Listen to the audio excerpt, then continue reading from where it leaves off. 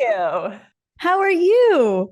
I am so good. I am not on a lot of sleep because my little one has been in a sleep regression, but I'm here and I'm energized and I'm feeling good. I love it. I feel that. Yeah. How old's your littlest?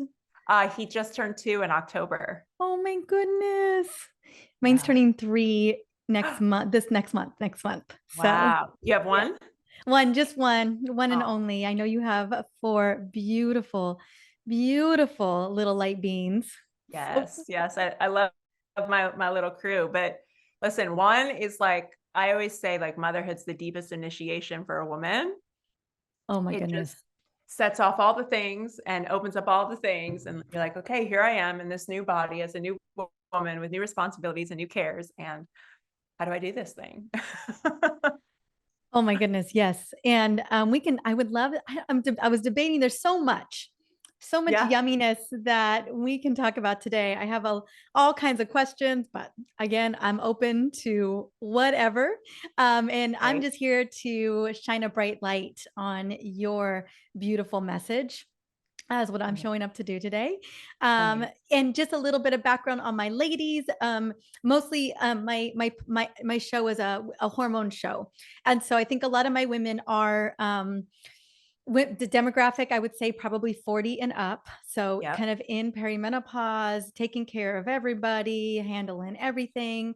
Yes. I can't tell you if they're, I've met so many of them over the years, and I wouldn't, and some of them are high level entrepreneurs. I am high Yeah. level entrepreneur, lots of trauma, ACEs score of number of 6. And Right. so, fierce mother. Yes. Um, and Yes. finding my way, gosh, even after 3 years, Yeah. I'm just like, am I Yeah. still trying to find my way here? Just, working it out Who with am like I? this What's happening? CEO of everything. Right. And so, Yes. um, I would love to tap in, and I feel like kind of the energy of that I've connected with a lot of the women is that this last couple of years has very much been a reckoning for so many Yeah. women. Yes. And I feel like I think women are trying to find their center again, Yeah. or maybe they never even had it. I don't, That. Yeah. that's a, I just I'm got goosebumps. Yes. Yes. I'm gonna just put it out there that that's a big possibility. And so Yeah. when I've heard a couple episodes of yours, but then when I heard you on Natalie's show, I don't know, it Yes. just really spoke to me. Like, I've been in my own reckoning this year with so many health issues, just put on just the universe or me or combo have put me Or on the all of the floor more than above. once. Why when I thought this was the year of stepping back into some of my biggest stuff, Yeah. I was put back on the floor, and I was Ooh. like, ooh, Yeah. what's going on? And so just like kind of a reclamation of, ooh, maybe I've lost myself. And Mm. this is one of the ways that I am telling myself to give myself back. I don't, I love it. it's just this beautiful journey. And so I was listening as I resonated so much with both what you and Natalie have gone through, looking at your resume and looking at all the things. And I know we all wonder, well, but how does one, raise 4 beautiful children? So that's one of the first questions I'm going to ask is just, in this whole idea of doing it all, how do you do it all? And what does that Yeah. look like? How does that feel? Yeah. Because I really want to open the door of possibility. I want to open the door to possibility. Yeah. I Yeah. want to open the door for a paradigm shift that Yes. maybe it doesn't have to be this way. Yes. So Yes. that's kind of the energy that I was coming in for Love it. today. And Love I it. don't hope if any of it resonates, if All that of feels it. good. Okay. Yes. And I'm like, I'm an open book. So if you're like, ooh, I'm getting this hit to go here and you want to go there and you're not sure, just like follow the hit. And I'm all about just having a really organic, flowy conversation. I find that's when the magic happens. Oh, absolutely. The only other little teeny Yeah. little bitty thing is I've heard your audio go out a couple times.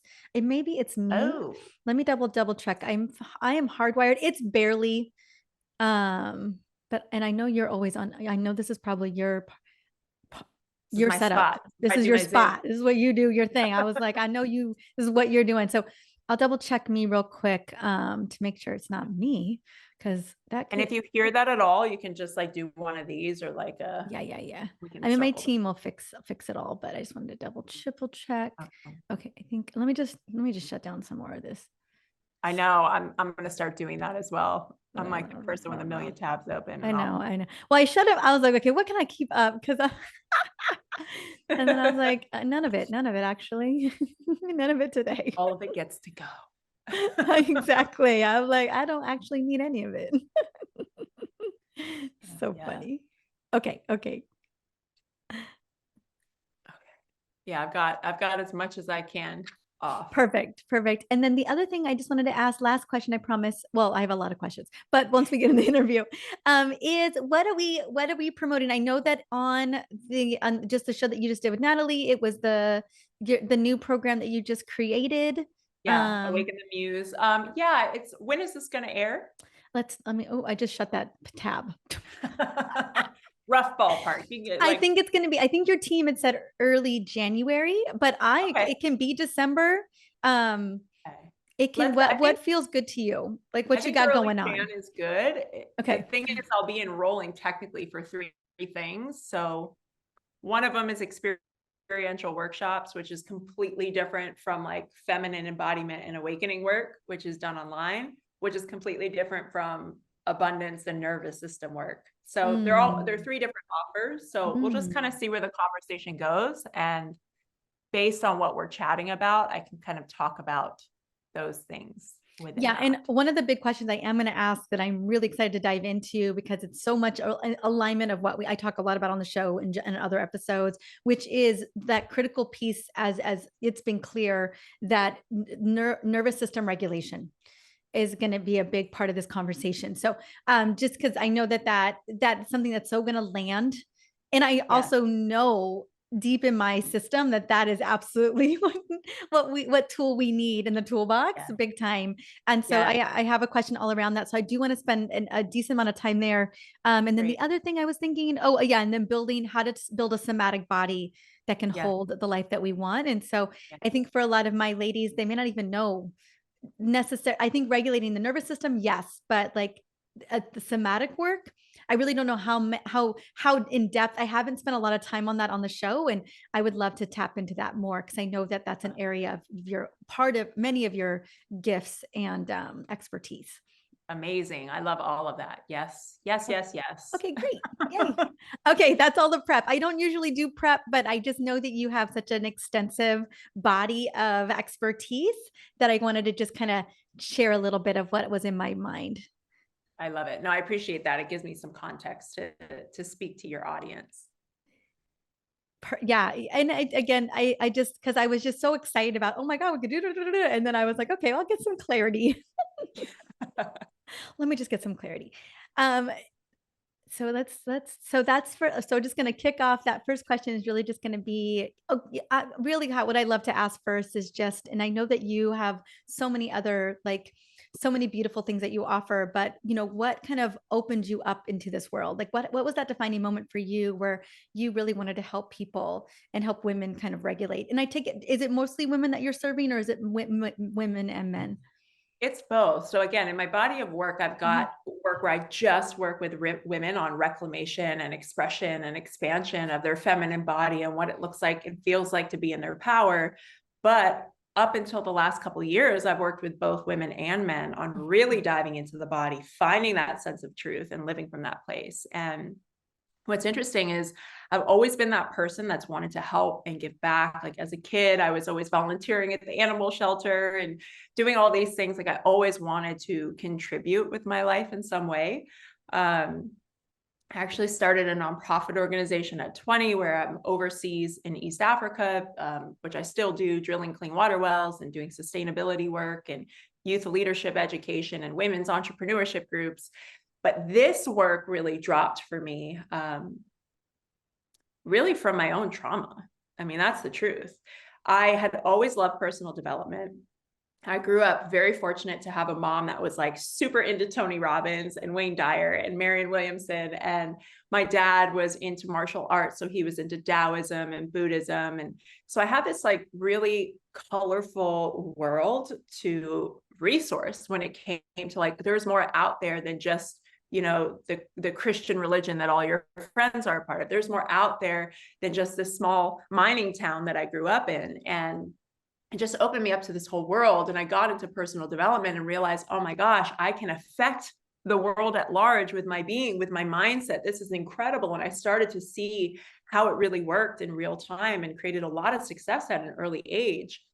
But it wasn't until I hit a pretty traumatic event at the age of 20, where I was raped and sexually assaulted at gunpoint, where I just tucked that away. Like that just went to the back files of the brain, stored it somewhere deep in the body. And I acted like it never happened and went on with my life for 6 years. Now, in those 6 years, super successful.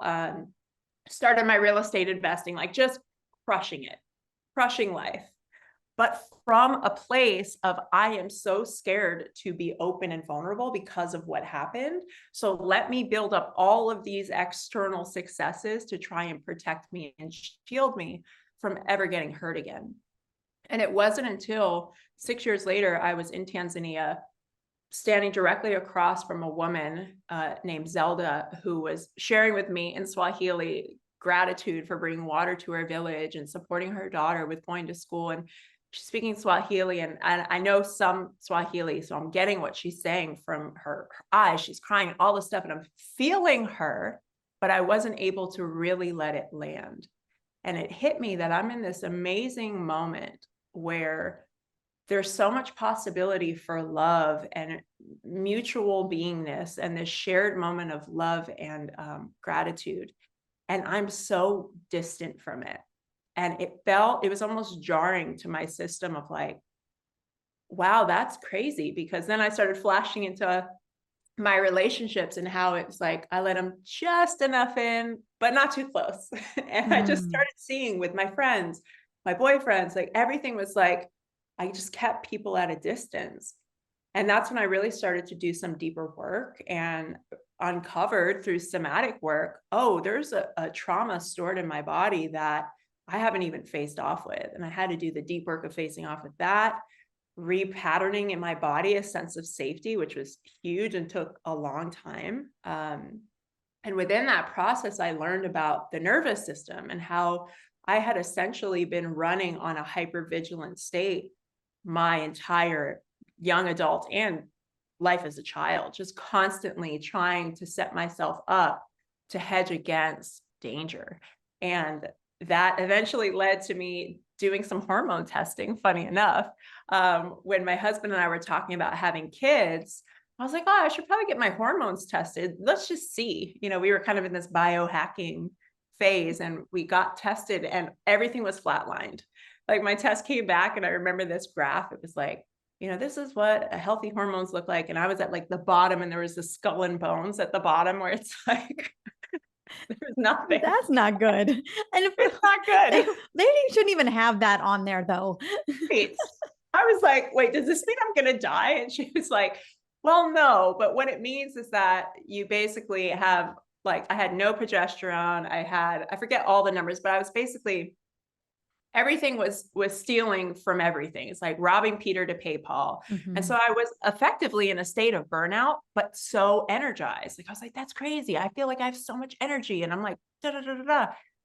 But it was, my body was robbing Peter to pay Paul. And I had been moving at that pace for so long that I didn't know that there was anything else that could feel any other way. And that's when I got really, really clear, like, oh, wow, I've got to change something, because clearly if I hadn't known that, we wouldn't have gotten pregnant.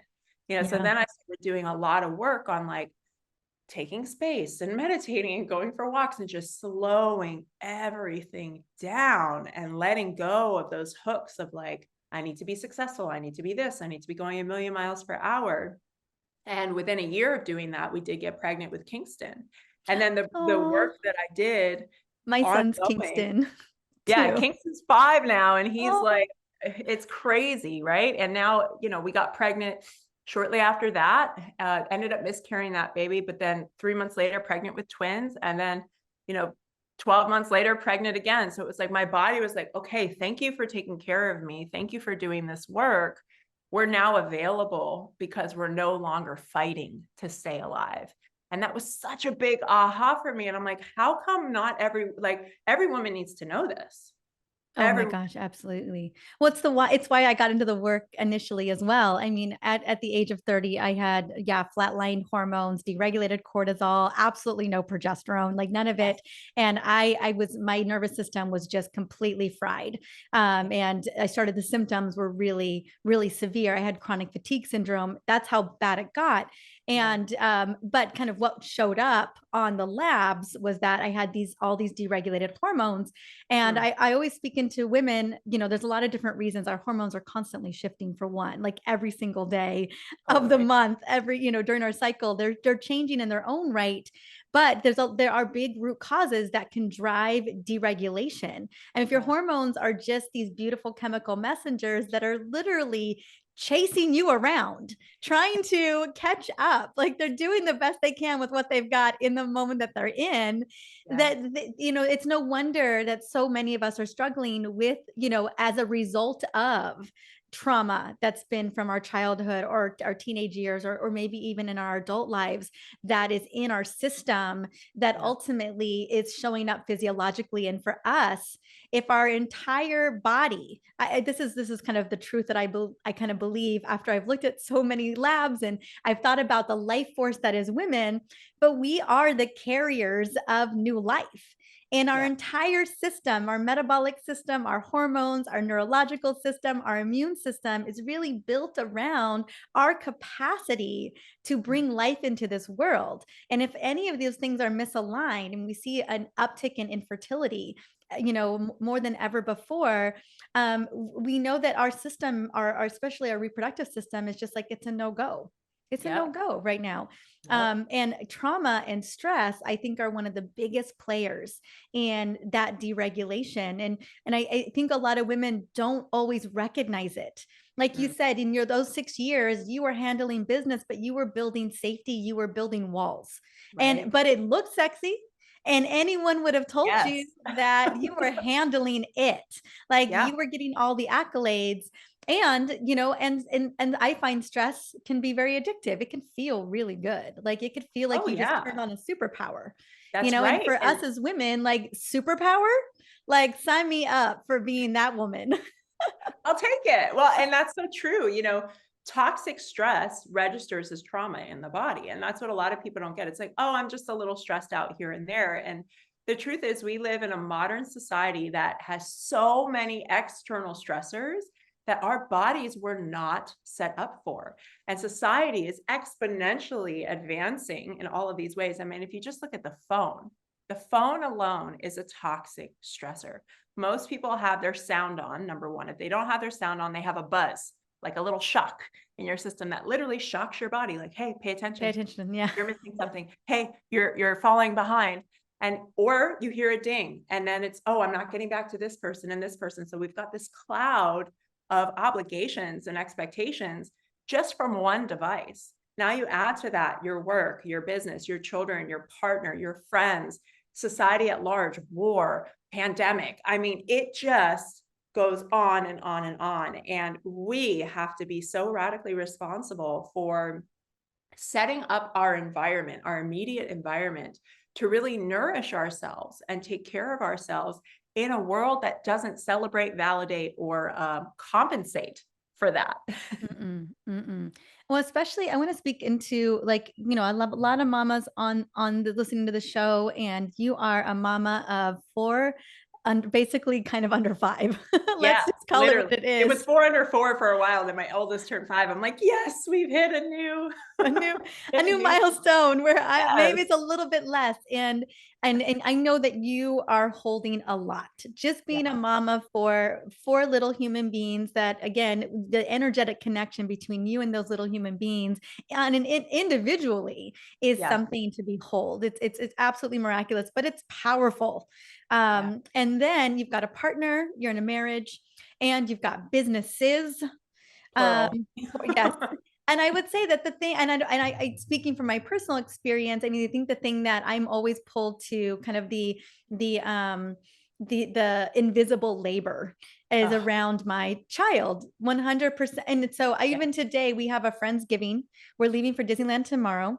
And I was my husband made some, we were at the store, grocery store, made some offhand comment. Also, it's the second day of my period. Right. And he's like, Not what's the going best on with time for an offhand comment. asked me why the rain boots in the car weren't, because it my son's in a forest school and so they're gonna Oh, jump in nice. puddles today, and he's like, oh, you didn't bring the boots. And I was like, I have a run of show of Right. so many things. We've got 10 Right. people coming over tonight. I'm packing us to go to Disneyland tomorrow. Like, you're Yeah. asking me about these boots, Right. you know Really? that I already made a decision that he didn't need. And so You're like, I believe decided. that Okay. happened. I already made that decision. And Yes. so I was curious, in all the things that you're juggling, and then obviously the phone, there's all that's happening, which mine is silent all the time. Hey. I cannot. um I just would love for you to kind of, in your full, in what you teach people and how you help women and men both regulate their nervous system, and how you help women kind of step into their power. What has been that journey for you in kind of owning yourself in the process of caring for so many people? Such a good question. And I think the answer is it was a clunky journey. I think, to be quite frank, I grew up with programming of all the women in my family, except for my mom, were stay-at-home wives and mothers.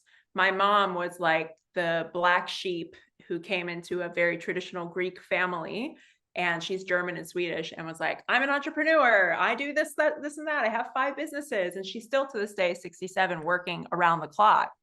But I had these 2 women modeled for me. And there was this like, be a good Greek woman who takes care of the family and like anchors the family in all the ways.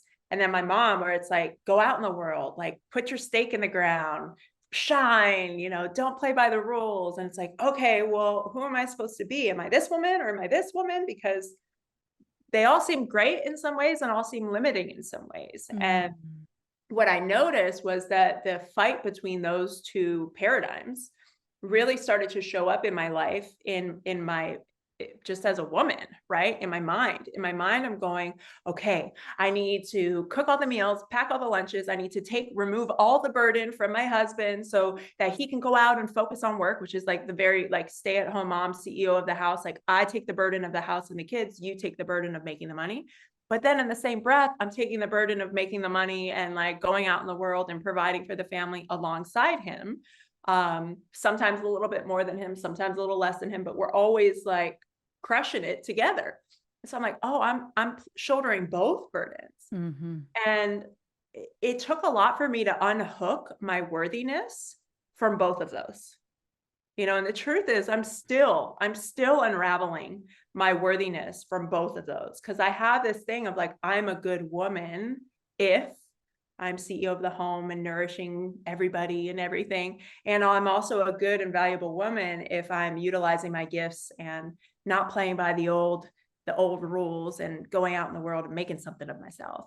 And so I really had to come to terms, number one, with the programming and conditioning that I'm living in from my own ancestral line, but also society's line of programming, right? Which is huge.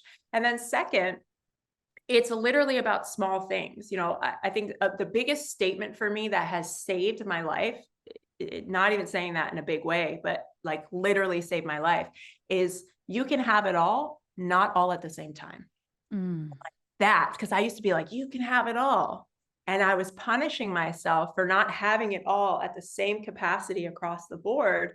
Oh, I dropped the ball here a little bit. Shit, you're not doing as good as you could, Lex, get better. And I would just keep punishing myself to try and like hit it across 10 out of 10 across all areas of my life. And I realized, you know what? No, I can have it all, just not all at the same time. So what matters in this season? And that's the game I play. Like, I forget what book I read it in, but there's glass balls and rubber balls. Glass balls are the balls that you can't drop, because if you drop them, they'll break. Family, marriage, those 2. Glass balls, my health, glass ball, can't drop that. Rubber balls, my business, my real estate, my investments, my My friendships, my external social life and networking, like rubber balls. I could be a little more lenient with those, but my glass balls, I take care of those all the time. And then what that looks like is I have regulation practices that I do, somatic practices I do, where I'm literally just taking care of my body and checking in. Where am I right now? Am I anxious? Am I in survival mode? Am I just running and gunning and burning through Mhm. like a hypervigilant state? Or am I rested? Am I available? Am I calm? Am I grounded? Am I able to be in my joy? Am I able to be receptive to life? And if I'm not, I call that my crunchiness. And if I'm crunchy, Mm. I need Mm. to go get into some practices. I do movement practices. I do breath practices. I go for walks in nature. My phone is always off, always off. And it is the biggest point of contention in most of my relationships, but it is my sanity. And it's something that I've had to hold firm on for years because my phone, if left on, and if I even checked it every day, I would go crazy. I would go crazy. It's just, it's too much. It's too much for anybody's system, but I know my system and it's too much for my system. So I have certain people that like break through the silent thing. You know, you can set up where some people can break through the silent. My husband, the kids' school, and my Mhm. mother-in-law. That's it. Everybody else, I'll check my phone maybe once a day, maybe once every couple days. And that's it. I don't check social media. I have a team that does that. I don't check my emails. I have a team that does that. Um, and I didn't always have that. And before I had a team, I just put an autoresponder on like, hey, I may not get back to you ever. Like, that's just what it is. And I had to be okay with quote unquote losing opportunities for my glass ball called my health and my sanity and my spaciousness. Because again, like I had that graph where I saw the skull and bones and it's like, oh my gosh, my body is literally so depleted of everything that is life force energy.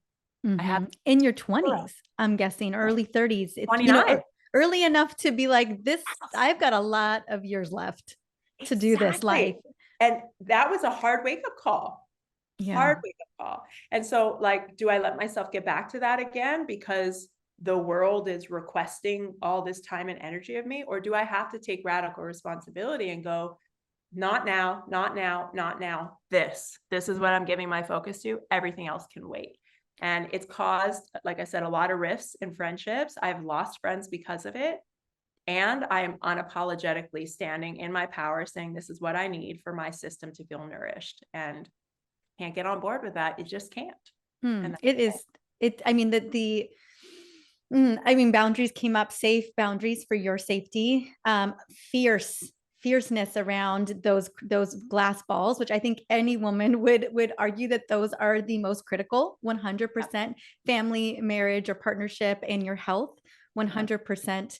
And yeah, and some and doing the work, like you said, the clunkiness of getting so laser clear on that. This is what it needs to look like for me, yes. on a daily basis. And I just wanted to celebrate you because that is I mean, that is like to be able to step into that power of kind of reclaiming self so that you can show up for your people and the things that matter, I think is profound. I know that there are probably women listening to that thinking, I just can't do it. Yeah. And yet their thyroid levels are all over the place. Maybe there's an autoimmune condition that is online that they're feeling pulled. They don't know who they are anymore because they're so caught up in the obligation of everybody. I always tell my people, my team or friends, in terms of emails or text messages, I'm like, there's never going to be a day where that's going to stop. There's always going to be somebody who needs something from you all the Totally. time, constantly. Yes. Work is never going anywhere. It is Yeah. the second you get into your inbox, it is there. It is fully present with people requesting and asking whatever it Yes. may be of you. Yes. And it's that being able to protect yourself and kind of set boundaries around that. I think it's one of the most critical things that we can do for ourselves. It is. And you mentioned something earlier that I think is really important to talk about, which is the invisible load of being a woman or like the head of the household in that way, or a mother. There's just so much in, again, societal programming about who we have to be as women. But I noticed, like, I actually trained the people in my life, my husband, my children, all my friends, to expect me to do everything because that's how I was trained. It's like, oh, well, this is what a good woman does. This is what a good wife does. This is what a good mother does. This is what a good friend does. So it's like, I'll do everything. I got it. No problem. And I did it with a smile. And for the most part, I loved it. I love giving. I'm an acts of service person. And it can't be at my deficit. It can't be like I'm giving from an empty cup, because that's where burnout, depletion, Resentment. rock bottom, thyroid, autoimmune conditions, that's where all that happens. And a big part of my awakening was I had a recent awakening. I had put my husband from a glass ball to a rubber ball for a while when I was in the like hardcore. All right, I got 4 young kids. I'm breastfeeding. I'm pregnant with another one. Like, I'm breastfeeding twins. I'm still working. I'm taking this one to preschool, which I created a whole school with my friends for them to have this like awesome little preschool during COVID. It's like, I got it. I got it. But my husband's an adult, so he can figure it out. Like, I don't have time to focus on you right now. So I moved him from glass to rubber ball. And it almost broke our entire marriage up. Mm. And that was such a huge wake up call for me, because in the like, my mind was like, he's an adult. I'm going through a hard time. I'm sacrificing. He can sacrifice some of the attention for me and some of the support he's used to getting for me for this time, because I'm sacrificing it for myself. But we never had that conversation. So Ah, that so was that the was the assumption. lack. Because I can imagine, I mean, just because I want to be a defender of you in this moment of just like, that's so much. It's You so know, much. it's no, it's, you know, it's no, it's not. I'm never surprised when partners get kind of put on the back burner. I feel like I really feel like it should be the what can we do to support mama, you know, Totally. conversation of like Yes. for these next Totally. just for 2 years as you kind of Yes. climb out of, I Yes. mean, breastfeeding, getting, I mean, it's, I mean, the, I know what that load is. I know that Oh, load. it's crazy. It's multiplied. Yes, it's crazy. And that was my thing too, is like, I almost felt this, like, I don't want to say like righteous indignation, but like kind of where I was like, oh, like you should be good. Like, I can't even think about you right now. Like, yeah, Right. you can find your underwear. That's right. I'm like, you are an adult. I am worried about the You can survival of fold 4 your young socks. people. Okay. You're an adult. And that created a lot of stuff, right? Like that, even that context of how I held it, like, you got it, you're fine, Mhm. created a lot of stuff. And it was funny when I just given birth to my youngest, and I was sitting, you know, in a dark room in a rocking chair while he was sleeping on me, listening to an audiobook. And I was listening to Fair Play, which is a book all about the invisible workload. And I swear I'm listening to this book and I'm like, oh my God, oh my gosh, what? This is crazy. And it was like light bulbs were going off in my head, because I never had the term touched out. I didn't even know what touched out was. I never heard the term invisible workload. I'm like, oh my gosh, other women feel this. Oh my gosh, they have a checklist that never ends in their Never brain. ends. Oh my God, they're exhausted at the end of the day and they don't know why. And I just felt so seen in that moment of listening to that audiobook. And I had a conversation with my husband at the time, and I'm like, listen, there's this whole thing called the invisible workload that I realized I have trained you to expect that I will just do it. That's my bad. Unconsciously. Unconsciously. Because of this bigger societal paradigm. That's right. Unconsciously, and our come through as a mother, the rewiring of our brain is something, by the way, we haven't chosen to study, but Right. like it's we don't have the same brain coming into motherhood. That it's a different brain. It's That's a right. your children at all cost brain, you know. 100%. 100%. And so with that brand new brain, brand new body, brand new nervous system, with a nervous system now that's holding other nervous Mm-hmm, systems, mm-hmm. right? It's like a whole system within a system. Now we start looking at the invisible load and we're going, this is too much. And that's why we see a lot of marriages after the first year of having a baby, 67% end in divorce. Yeah, we are coming barely coming on the other side It's of it. crazy. And Mhm. I think a lot of it has to do with this invisible load. And I think a lot of women now it's starting to become more of a talked about thing, thank God. But a lot of women still don't know. They're shouldering all of this as their responsibility. punishing themselves or making themselves wrong for being exhausted or having no sex drive or X, Y, and Z. And it's like, well, we got to look at the bigger issue here. And for me, that's been a huge piece of my self-care, is retraining the people in my life, including my children, what it means to actually hold the mental load of a family and of a house. Because if I'm just walking around saying, hey, I need your help doing that and picking that up and putting that away, I'm still holding That's that. still your load. It's still my load. Mhm. And so You're still now the delegator, the CEO. I'm still holding the whole thing. Mhm, And so mhm. I'm teaching my children to walk through our house with a different brain, with different eyes. And yes, they're young, but they're getting it. They're getting it. Like my 5-year-old, he is so good at putting his laundry in the laundry room. He brings his basket out from his room, drags it down the hall, and puts it in the laundry room for me. And that's when I know it's time for his laundry. I don't go in his room and check anymore. I don't even think about it. So I'm teaching my kids to start to do this. I'm teaching my husband how to do this because he grew up with a mother that did the same thing. She Mhm. handled everything. Everything. And so Yep. he never had to. And I found myself as a mom when I'm listening to this book going, oh my gosh, if I keep doing what I've been doing, I'm going to raise kids that are never going to have to think about it because I'm handling everything. There's just like a light bulb moment. It is a big, and I'm so grateful we're talking about it. I think so many women have absolutely no idea that they are carrying this big invisible load because they're just unconsciously doing it. They're unconsciously, and yeah, I mean, we've started with my husband, even the conversation today, Yes, in the yes, car, and I was like, do you know, like like the run of show for me today, and just like the what I'm carrying to get it all together, and what I'm gonna love for you to do. And we had a conversation about a month ago, and he's like, if you could just create a list for me, and I was like, that's literally what I'm not going to do. it's the opposite of what I want to be doing. No, I need you to become aware.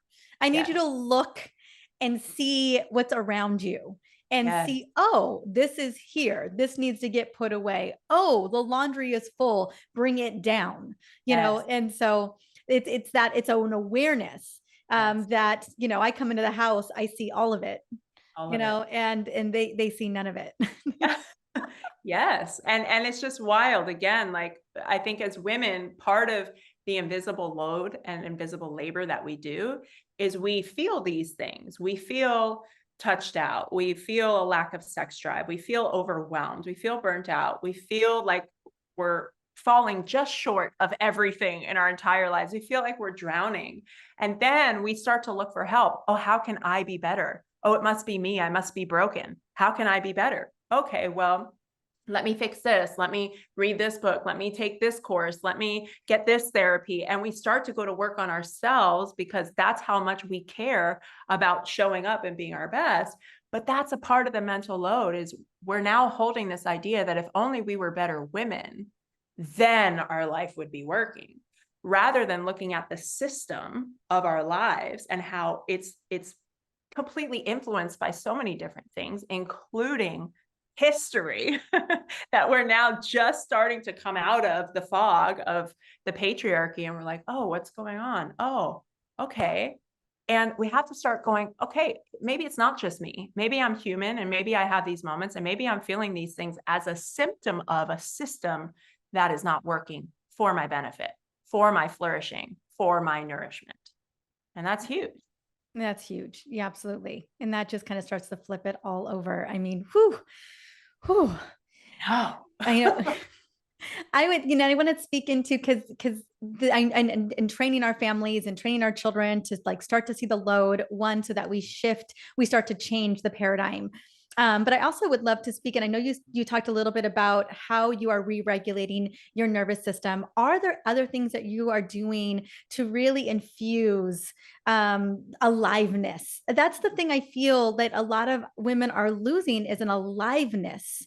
And because of, if we're holding on to trauma, or we're constantly in this invisible mental load, we constantly have this checklist, or we're handling all the things. I mean, just so many balls in the air. Probably we think that they're all glass balls. Yes. Yes, that was There's me. that. That was They're all you. important. Yeah. Yeah. All important. All these balls are important. Let me just handle them all. What I would love, because that's been the thing that I've been the most like interested in desiring is how, I mean, obviously I can fill my day with all the things that need to get done and all the things that are going to make the lives of people around me amazing.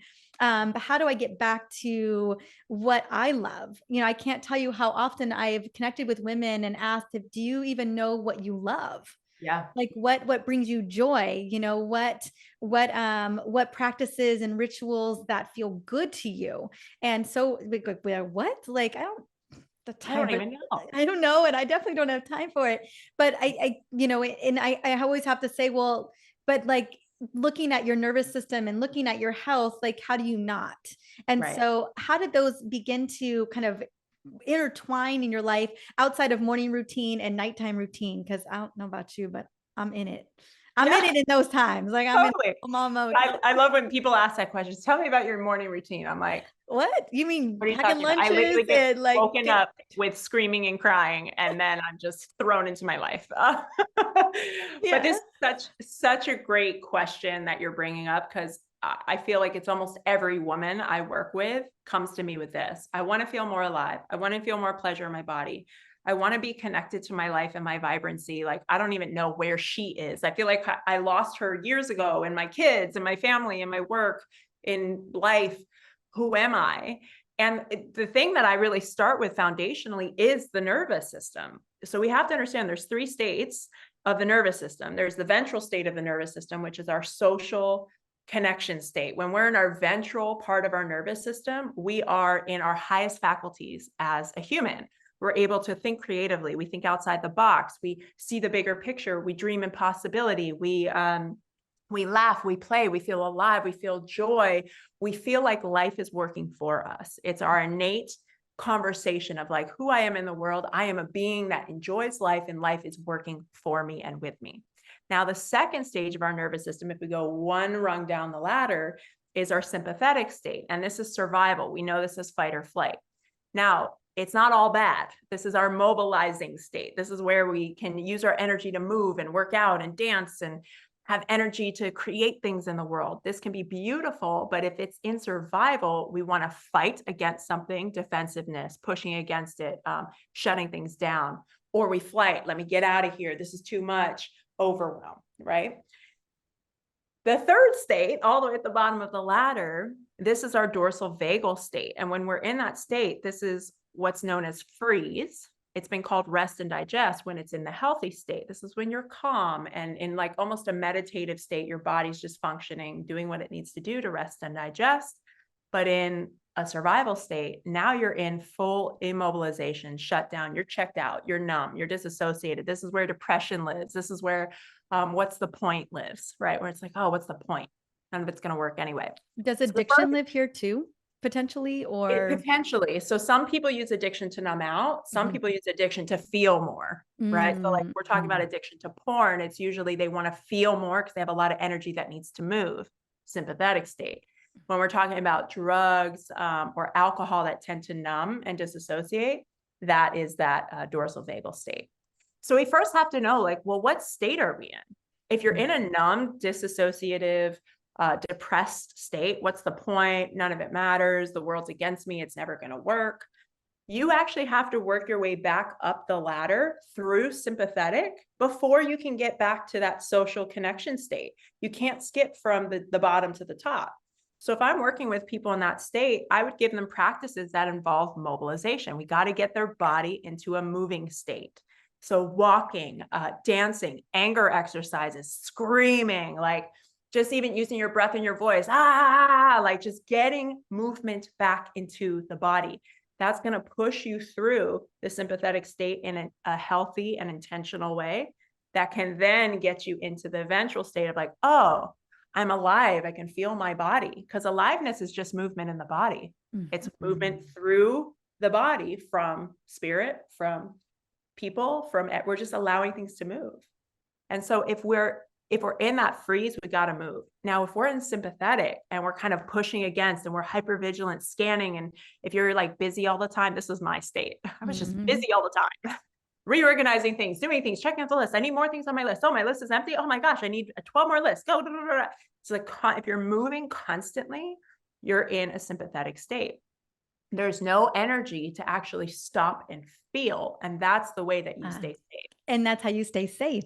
Yeah. It is a vigilance. It's Vigilance. And that's how I always feel like it feels to me, just this hyper awareness, hyper handlingness, doing all the things, and also hyper reactive, because you're just like, Mm-hmm. it's like your fuse is so short because there's so much movement that there's no space to actually exhale into a state of regulation. So if you have someone that's in a sympathetic state, the biggest thing you can do for them is slow them down because they've got too much mobilization. Slow them down, take them out of the frantic hamster wheel, slow them down, and do more like deep breathing practices, do more spaciousness. If you're going to do movement, do really slow, intentional movement. Sitting in silence, by a tree, under the stars, by an ocean or a lake. Those are the practices that are going to bring you back into a regulatory state, which will then signal to your brain and body, hey, it's safe to go into our social connection state. Oh, okay. Then once we're in social connection, now we get to work the muscle of aliveness and pleasure. And that comes only after the foundational piece of getting out of survival happens. And that's the thing. In most feminine work, they're saying, hey, you want to feel more pleasure, you want to tap into desire, you want to feel sexy, okay, use the word pussy, dress like this, do X, Y, and Z. And it's like, you can't go from a survival state to that. It doesn't work. It's not sustainable. It's not grounded. It's not real. And so in order to come to our real aliveness, our grounded aliveness, we've got to get to safety first. Then we practice the muscle. And for everybody, that's different. I personally love movement practices. I love creativity and art, and I make music and I do paintings, and like, I love those things. I love laughter, like going to a comedy club. I love watching like comedy on Netflix. Everybody's pleasure looks different. But the crazy thing I've noticed, and I'm curious if you notice this too, most women, when we get them into pleasure and they're finally feeling it for the first time, they almost can't hold it because they're so out of practice with pleasure, with joy, with happiness, with, they're just like, they want to find something wrong because their body and their system is so conditioned into survival. It's so interesting. I would say even the stillness. Yes. Even stillness, even like, saying, sitting, outside, sitting by the tree, no phone, like even that I feel can be so crunchy and uncomfortable. Yes. That's not even getting to pleasure. We're just trying to get you into that next rung. And yeah, I think, there is very much a struggle and a challenge to hold pleasure for sure with women. Because I think most women, the foundational issue is we're so disconnected from our bodies because of a lot of trauma. I think it's 4 out of 5 women have experienced some sort of boundary rupture when it comes to sexuality. And that's just what's been reported. In my experiential workshops that I run with my husband, we do a lot of work around trauma and shame. And it's usually 95 to 100% of all rooms, the women and men, but mostly women, have endured some sort of boundary rupture around their sexuality. And no wonder, that happens. Then we cut ourselves off from our body, we move straight into our heads, and we become really good at doing life from here. And then when we start to go, oh, there might be more to life than just getting things done and being a great mom and being a great wife and being a great business person, I want to feel joy again. Oh, well, joy lives in our body. Pleasure lives in our body. Those are sensations that occur when we're open and available for life to penetrate us. But if we are so walled off, like myself in my journey, I couldn't even feel it when it was like handed to me on a silver platter. I was so disconnected. And so I just have so much compassion for women who feel that, because that was me.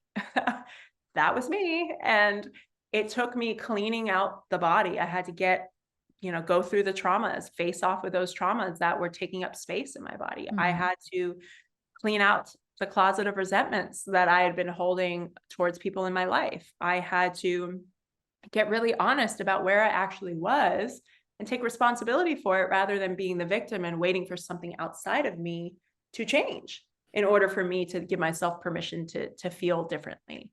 And then I had to become responsible for my pleasure, for my turn on. And when I say turn on, I don't mean like sexual turn on. I mean, turning your light on.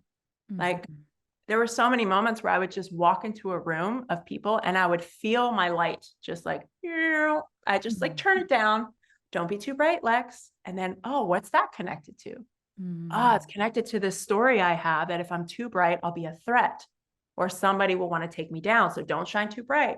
I had to start catching myself in the act of where I would turn down, where I would gaslight myself, where I would shut myself up in order to be pleasing and not rock the boat.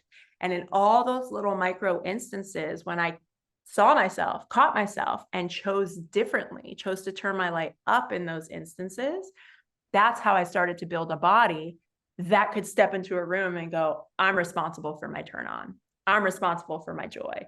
I'm responsible for my power, and I'm choosing it. It's so powerful. And I agree with you in a lot of the conversations I've heard. It's that it is the nervous system regulation first. And then we get to step into that next rung. But in that journey of regulating, kind of optimizing our nervous system, it is doing a lot of that work, that deeper work. And I think it's just that honest conversation, as you just said, of just like clearing out the resentments and clearing out the trauma. And because I know that for so many people that just, honestly, let's be honest, it is easier to just do all the things, Totally. Yes, to a point, right? To a point, yes, until you're sick. And that's the thing. It's like people don't appreciate how much they need their health until it's gone. And that was me. I was like, man, I don't need to work out. I don't need to, like, I'm good. Until you get to the point where you're like, oh, I can't ignore this anymore. And the invitation for anyone listening is like, keep doing what you're doing, but someday it's going to catch up. Yeah. And you can either get ahead of it and like go in your power, in your courage, like, okay, it's going to be messy. Okay. It's not going to be easy, but I'm choosing it, versus like having life hit you with a 2x4 and falling on your knees and being like, oh my gosh, I was not prepared for this. And so I like the path of choosing it and moving in. I didn't get it handed to me that way. I got it handed to me with a 2x4 falling on my knees. And I would much rather have chosen to go in the other way, knowing what I know now. But I got what I got when I needed to get it, Yeah. And I think I think just hearing that hopefully is a wake-up call. And there is a yes, and it's crunchy. You're doing the work and coming on the other side of it. Yes. It's magic. It's so magic. It's the thing of like, I cannot even put into words how incredible life can be.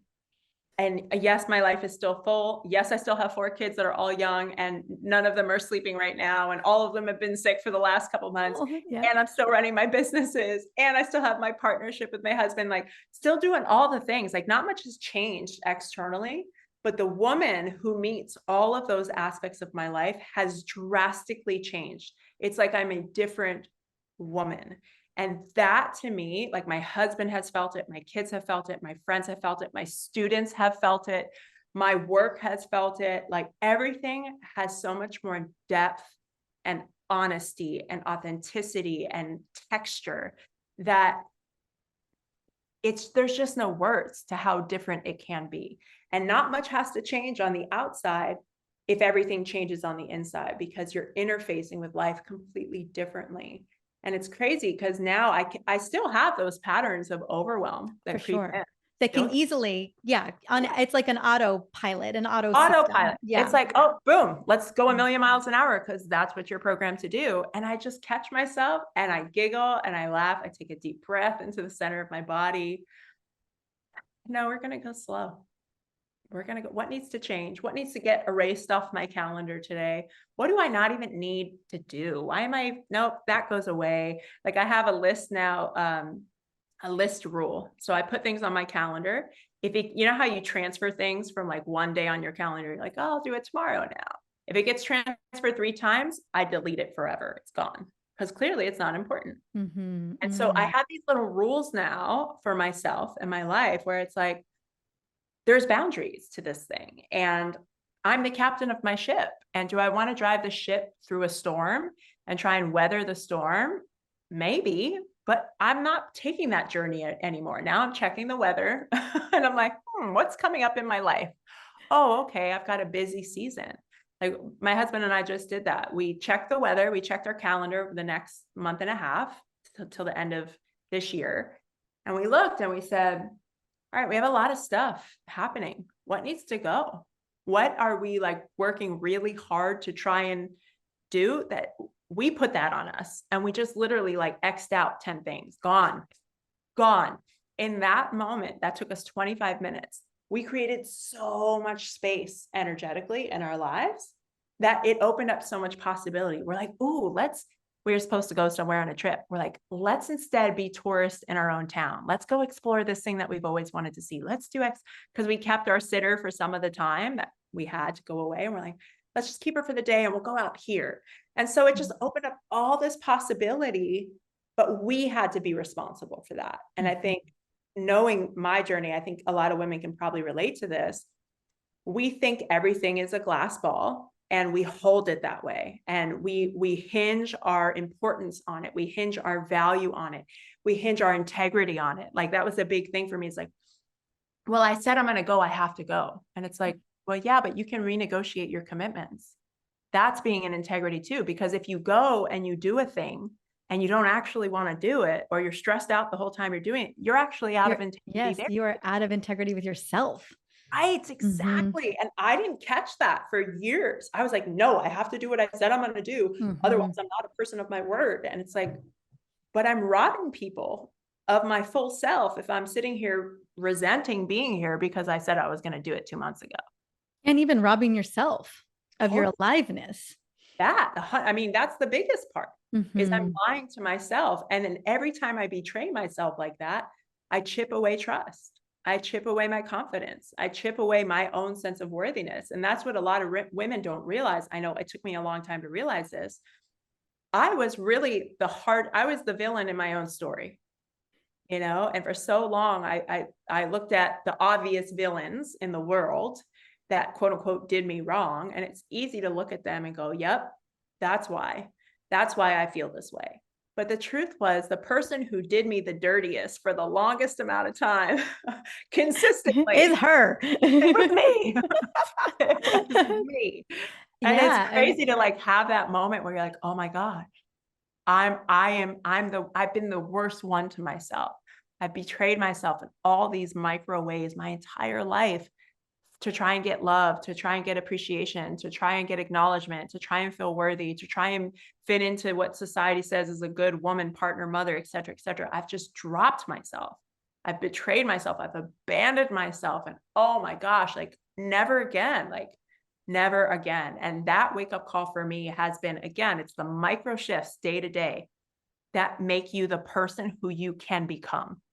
Everyone thinks it's these big like rock star moments. It's not. It's who you are in the micro moments. It's in the crevices. It's in the details of your life, the choices you make moment to moment.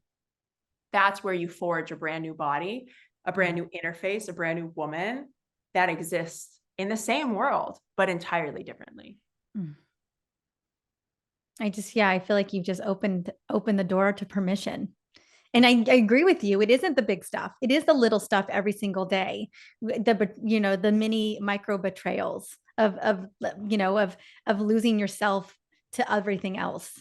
I agree with that. And it's so easy and it just adds up and it adds up and it just becomes, again, like regular programming, regular patterning, and that you just keep operating like that. Every single day. And so I agree with you. It's not the big shifts. It's not going to be the big retreat. It's going to be the micro shifts of you reclaiming who you are.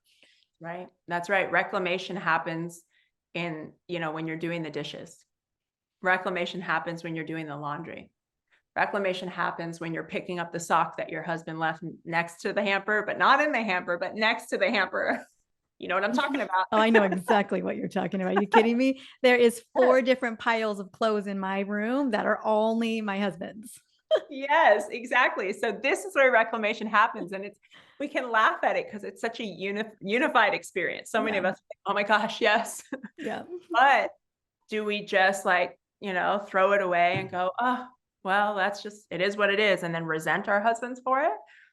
Okay, that's one option. That's what I did for a long time. Second option is you have a conversation from a loving place of like, hey, I get that you didn't mean to do this, but what that registers for me is more work. Now I got to pick that up. I got to think about it. And so could you just do better at that one thing? Have a conversation, have your own back in that moment. Okay, great. Third option is you don't let it bother you, and then you don't let it bother you. Like don't stuff it down. You're just like, Mhm. whatever. It doesn't matter. It's a rubber ball. It's not glass. Who cares? It's a sock, right? So it's like, can we find joy in those moments that we can't control? Can we find pleasure in those moments that we can't control? I think about this often. There was a story I read. Again, I don't remember the book, but she was talking about how her husband would always leave the cap of the toothpaste off. Always leave it. And then like there'd be like the squirt of the toothpaste on the outside and the cap was somewhere like underneath the kitchen thing or the sink. And her husband had passed away. And she said, the thing I missed the most was coming in the bathroom and seeing the cap of the toothpaste off. She said, Mm. it's a thing that used to bother me. And I used to think about it and be like, screw him. He doesn't care about me. I've told him about this a million times. And she goes, now that's the thing that I miss the most because it was one of his little quirks that reminds me of him. And so I think about that story often. It's like we can take the same situation and make magic out of it, or we can make it mean all these things. They don't care about us. They are not listening. They don't care about my invisible Right. load. It's our story. It's our story. It can be, it is, we, and it doesn't have to be our story. Yeah. It's so much as it's coming from us. Like, what am I going to make of it? What is the story that I'm going to make of it? Yes. And we talk, yes. And there's an invisible load that we get to have Sure. conversations about and all these things, or we just we get to let it go, Right. and so you kind of land, but ultimately like gut checking in with, why is this coming up for me? Where is this coming from?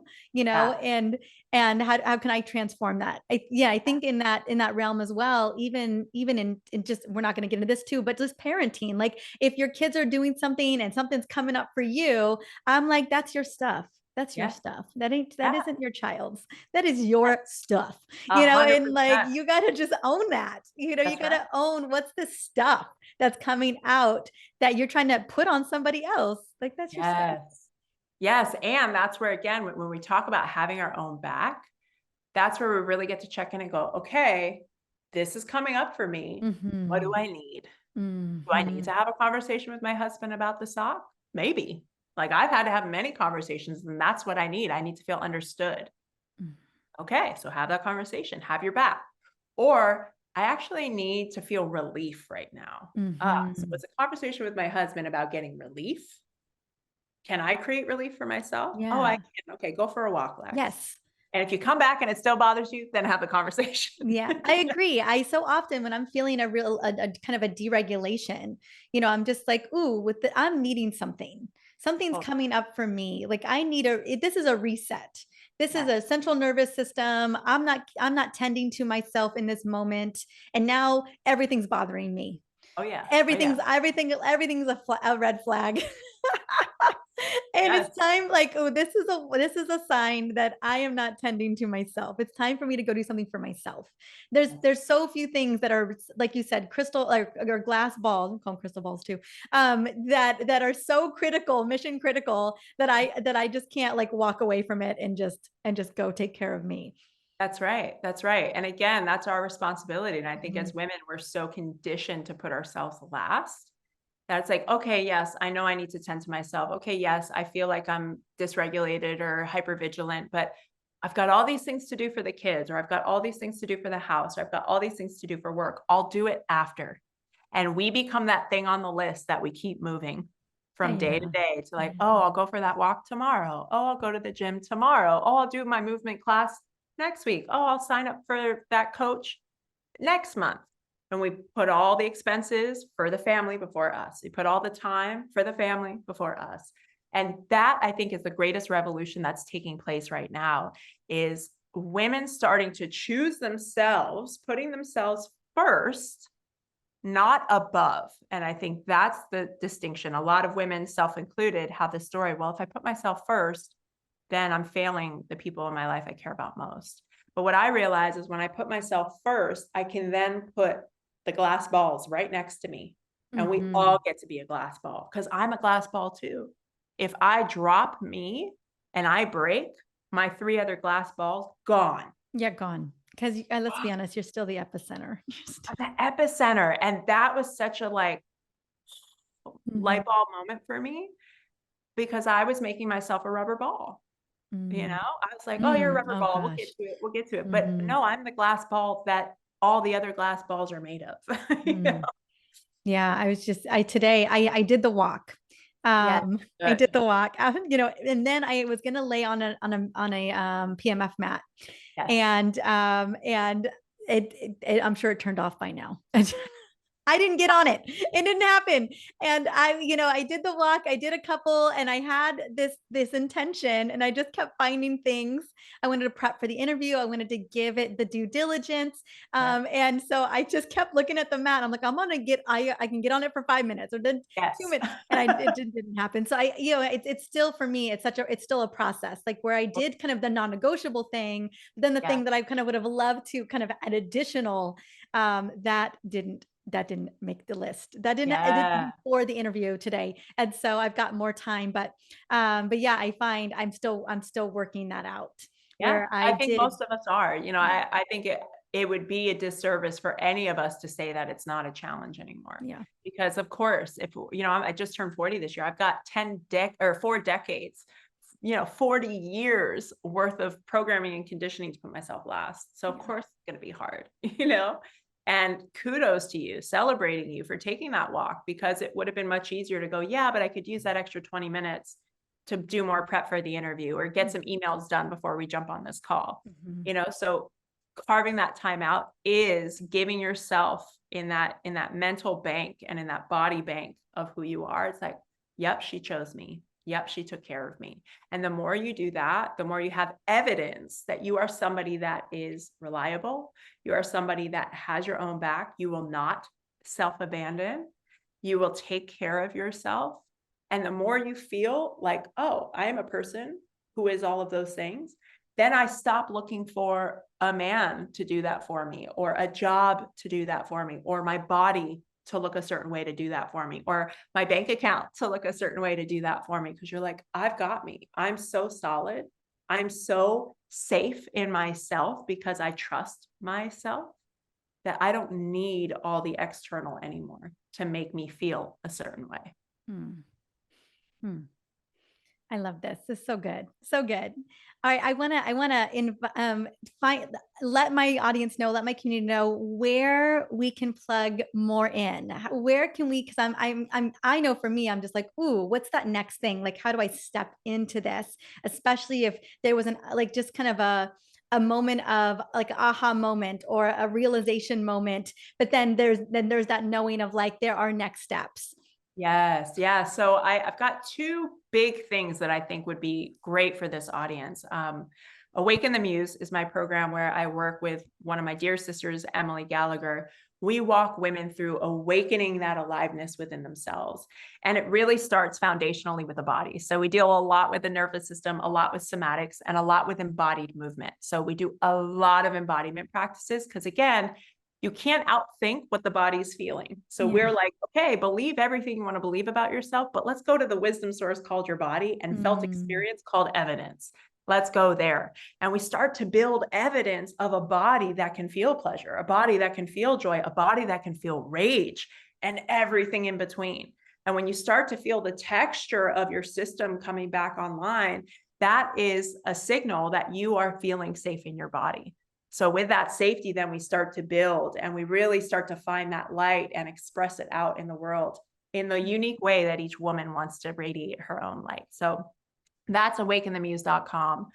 For any of you that love to be in person and get in a room and try some stuff on and loves the experiential stuff, my husband and I do something called the Bridge Experience, which is our level 1. And then we have our level 2, which is extreme leadership. It is all about repatterning your nervous system. It's all about seeing what kind of system you have, bringing deep awareness to your system and how it closes and how it opens. And what we do is we practice opening the system when it would usually close. And so you've got all this repeated evidence over the course of 2 weekends where you start to see, oh, my system can open in the face of where it used to close. People come out of that workshop transformed, because we're not like distinctions and Tony Robbins and writing in notebooks things. You're literally trying things on and analyzing and looking at your system and feeling into it and then trying and stepping in again. And so it's this beautiful little microcosm of a game within a game within a game where the body doesn't lie. And we have coaches that are watching you from every angle, supporting you in getting you to a body that you say you want. And so we just practice that body over and over again. So that's bridgeexperience.com. And then socials, find me on Instagram at Alexi Panos. That's where I don't really hang out there much, but that's where my content hangs out because I've got very strong boundaries around my phone and technology, but that's where my content hangs out. I've got my amazing Podcast. Yeah. And my podcast as well. Yes. Unleashed with Alexi Panos. I love that podcast because I get to bring a lot more depth and context to an idea versus like a small little caption. So for any of you that like long form content and really like to dig into ideas, definitely check that out because that's a lot of fun as well. Well, it has been such a pleasure to have you and to have you speak your truth. And I just love the events that are coming on. So I'll have everything inside of the show notes. Go and check it out. I know that some of these events are like live, so go and check out the dates for them. Is the event with you and your husband in Austin, or is it in Austin? Okay. We do them also in Australia once a year. So we'll probably Nice. do Australia next year in October 2024. We'll have 3 to 4 in Austin this year. We try and do 1 a quarter. So the next one will be mid-Feb. Perfect. So perfect amount of time to schedule that, book it, do all the things, and then show up. Yes. Well, thank you so much for this. This was such a juicy conversation. And I hope my prayer is always that whoever is listening finds one little nugget that opened up a little seed. And if you can take care of that seed and tend to that seed and let that seed really start to germinate in your life, that's all you need is one. You know, I think a lot of times we listen to things and we're trying to get all the information, but that in itself is a dysregulated state. So really like take an exhale, take a breath and ask yourself, like, what landed for me? What am I taking with me into my day, into my week, into my life, into my home? And just do that one thing. Thank you.